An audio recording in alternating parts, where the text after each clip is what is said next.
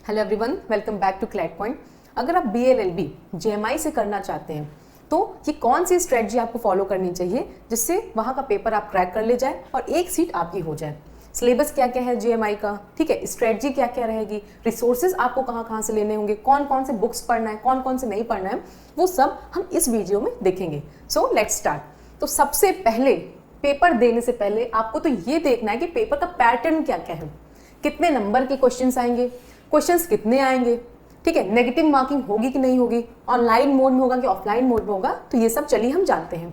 So total questions जो आते हैं लोग में 150 नंबर के 150 क्वेश्चंस आते हैं। हर क्वेश्चन 1 नंबर का होता है। सो टोटल मार्क्स 150 मार्क्स के पेपर होता है। ठीक, टाइमिंग इनकी 2 घंटे का पेपर होता है और मार्किंग स्कीम इनकी क्या है कि अगर एक क्वेश्चन आपका सही रहा तो आपको 1 नंबर मिलेगा और एक क्वेश्चन गलत रहा तो 0.25 माइनस मार्क्स आपका डिटेक्ट हो जाएगा। मतलब 4 क्वेश्चन गलत हुआ तो 1 नंबर आपका गया। ठीक, एग्जाम का जो मोड है वो ऑफलाइन मोड रहता है।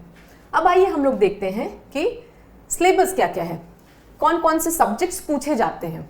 तो इंग्लिश कॉम्प्रिहेंशन पूछा जाता है, करंट अफेयर पूछा जाता है, लीगल एप्टीट्यूड पूछा जाता है, जनरल स्टडीज पूछा जाता है, एलिमेंट्री मैथ्स पूछा जाता है। एक बेसिक लेवल का एलिमेंट्री मैथ्स मतलब जो 10th क्लास तक एक बेसिक मैथ्स आता है वही पूछा जाता है।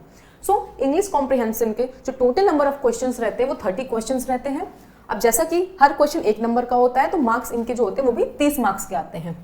करंट अफेयर, लास्ट 1 ईयर के जितने भी करंट अफेयर्स होते हैं वो भी उसके भी 30 क्वेश्चन आते हैं और वो भी 30 नंबर के पूछे जाते हैं। लीगल एप्टीट्यूड के 40 क्वेश्चन आते हैं, ठीक है, और 40 नंबर का लीगल एप्टीट्यूड रहता है।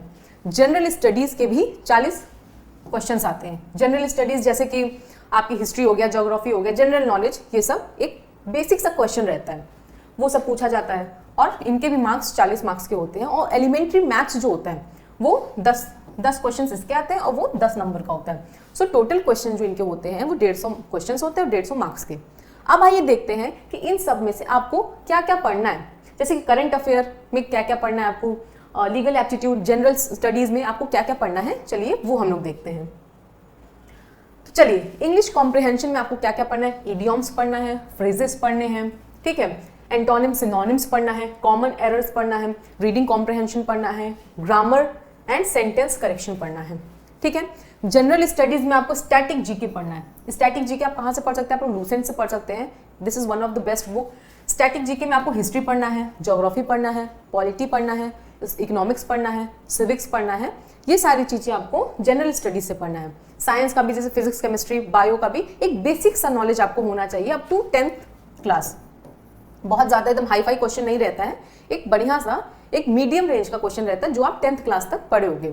ठीक, करंट अफेयर में आपको जो पढ़ना है 1 साल का करंट अफेयर आपको पढ़ना होता है। अब देखिए करंट अफेयर पढ़ना कैसे है।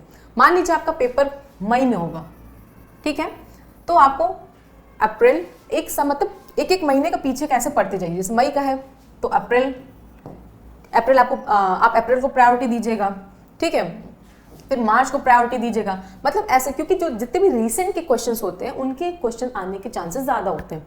जितने भी रीसेंट के करंट अफेयर्स हैं जैसे कि अप्रैल मंथ, मार्च मंथ, इन सब के क्वेश्चन उतने ही आने के चांसेस ज़्यादा होते हैं। तो ऐसा उल्टे तरीके से पढ़िएगा और 1 साल का, लास्ट 1 ईयर का आपको करंट अफेयर कवर करना है।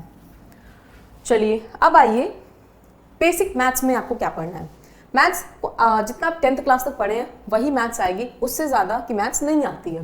तो प्रॉफिट एंड लॉस पढ़ना होता है, ठीक है, सिंपल एंड कंपाउंड इंटरेस्ट पढ़ना होता है, distance and other basic concepts जो कि आप 10th क्लास तक पढ़े हैं वही पढ़ना होता है।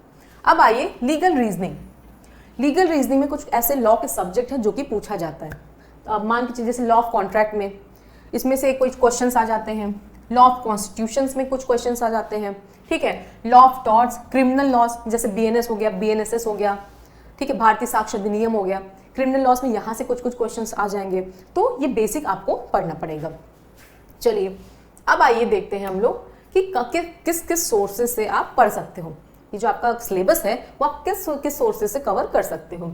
मान के चलिए मैथ्स है तो मैथ्स की एक बहुत अच्छी बुक आती है, magical books on quicker maths by M. Tyra, ठीक है, तो ये बढ़िया है। इंग्लिश की जो RS अग्रवाल और इंग्लिश कॉम्प्रिहेंशन, ये एक बेस्ट बुक है। अब करंट अफेयर के लिए प्रतियोगिता दर्पण, क्रॉनिकल, GK टुडे, ये सब भी एक बेस्ट सोर्सेज है। आप यहाँ से भी करंट अफेयर कवर कर सकते हो। जनरल स्टडीज से Lucent is a best book, और यहाँ से आप अपना पढ़ के पूरा कवर कर सकते हो। और लीगल एप्टीट्यूड के लिए 11th-12th की स्टैंडर्ड एनसीईआरटी बुक। और अगर आपको जनरल स्टडीज में साइंस का पोर्शन कवर करना है तो आप लूसेंट से पढ़ सकते हो, अदरवाइज आप एनसीईआरटीज के लिए भी जा सकते हो 6 to 10th के लिए। ठीक है, चलिए अब आइए स्ट्रेटजी, आपको कैसे तैयारी करनी है।